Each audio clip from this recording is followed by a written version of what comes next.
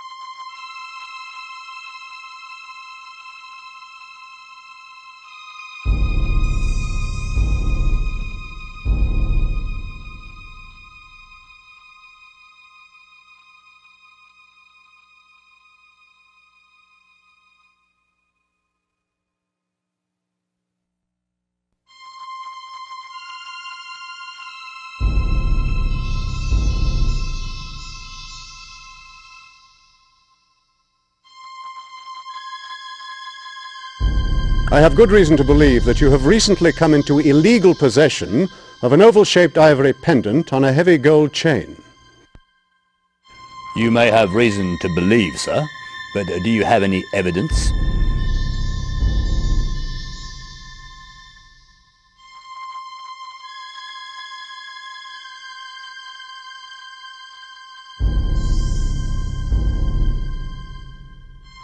Indeed I do.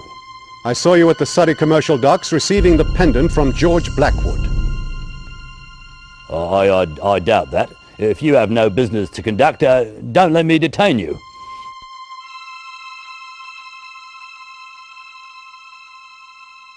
I have good reason to believe that you have recently come into illegal possession of an oval-shaped ivory pendant on a heavy gold chain.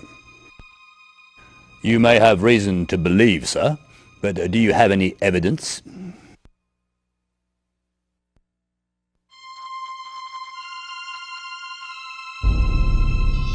I do not believe that I would have much difficulty in convincing the police that you were an accessory after the fact to the murder of a young woman whose pendant you received.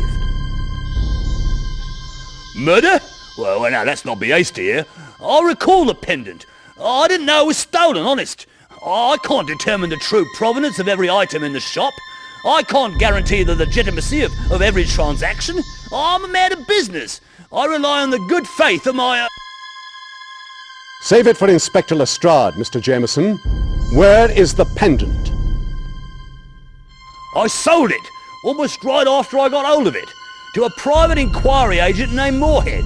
He knows me, knows I deal with a certain class of goods, if you take my meaning.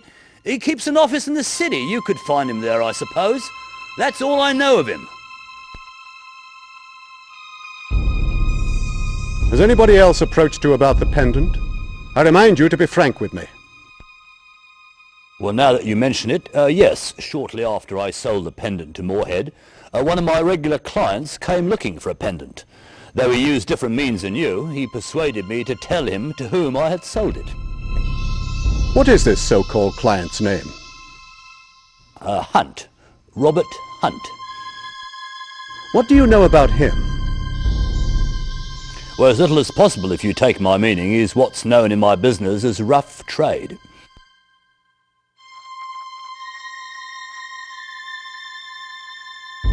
I would like to buy a few items and perhaps some information. All items are priced as marked, though prices are negotiable.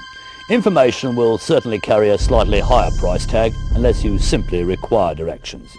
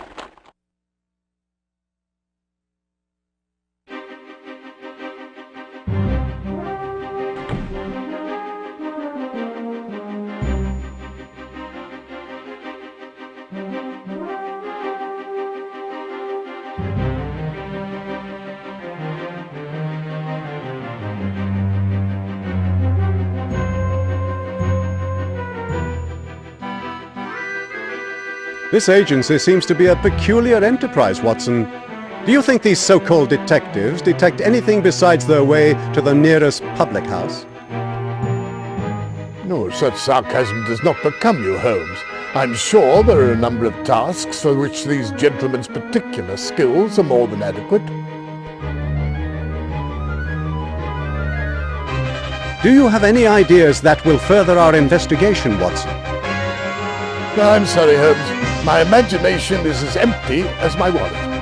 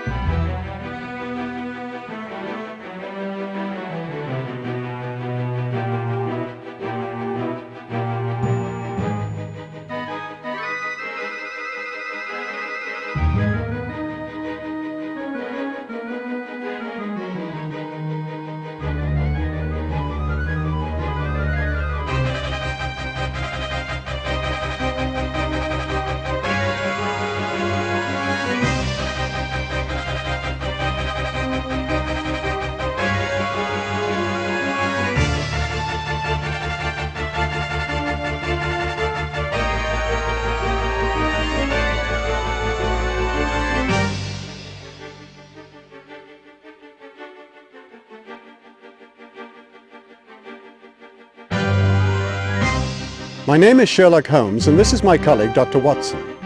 We wish to speak with one of the principals, preferably Mr. Moorehead. I'm Violet Granger, confidential assistant to the gentleman. Let me see if Mr. Moorehead is available. Mr. Moorehead, there's a Mr. Sherlock Holmes here to see you. Mr. Moorehead, hello? He must have stepped out while I was on my tea break. Ah yes, here's a note. Back in an hour or two, HM. You can leave your card if you like.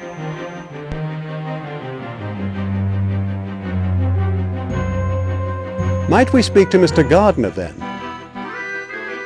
No, Mr. Gardner hasn't been in today, which is most aggravating, if you'd like to know.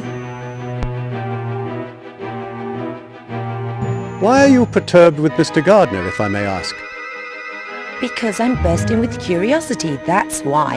A client, who must remain nameless, summoned him to a midnight rendezvous at the zoo in Regent's Park. I saw the telegram. There was some nonsense about bringing her jewellery, but I know what she was about, and so did Mr. Gardner.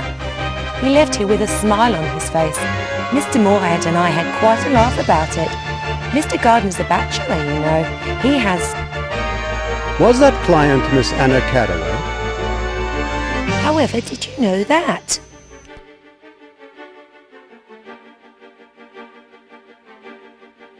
Miss Granger, we are assisting the police in an investigation of a criminal matter. May we examine Mr. Moorehead's office?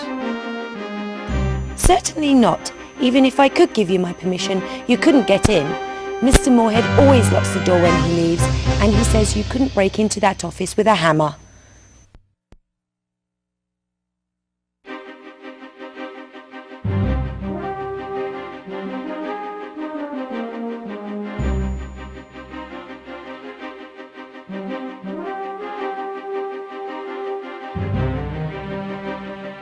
I wonder, Watson. Does it seem to you likely that our Miss Caraway would choose such a remote spot as the Zoological Gardens for an evening assignation? In all honesty, Holmes, there's not much about this entire affair that I would characterize as likely.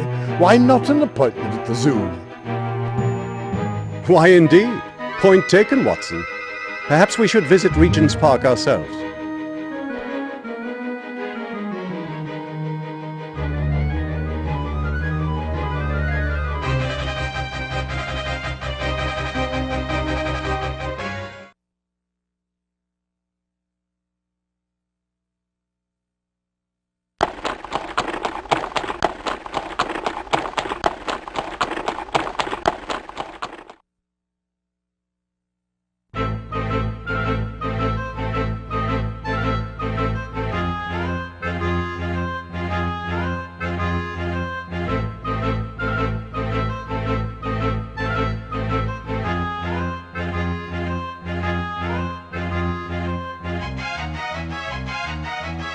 Do you suppose one particular animal is responsible for that distinctive odor?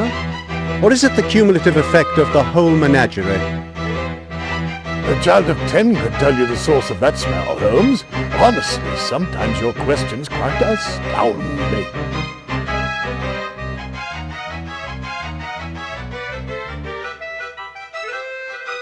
My worst fear has been realized, Watson. I believe that constable's presence means we are too late.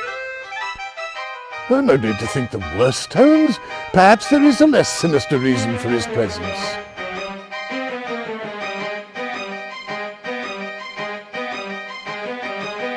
I loved animals as a child, Watson. Did your family enjoy excursions to the zoo? Not really, Holmes, but in Australia wildlife was abundant. I knew 4 species of kangaroo by sight before I went to school.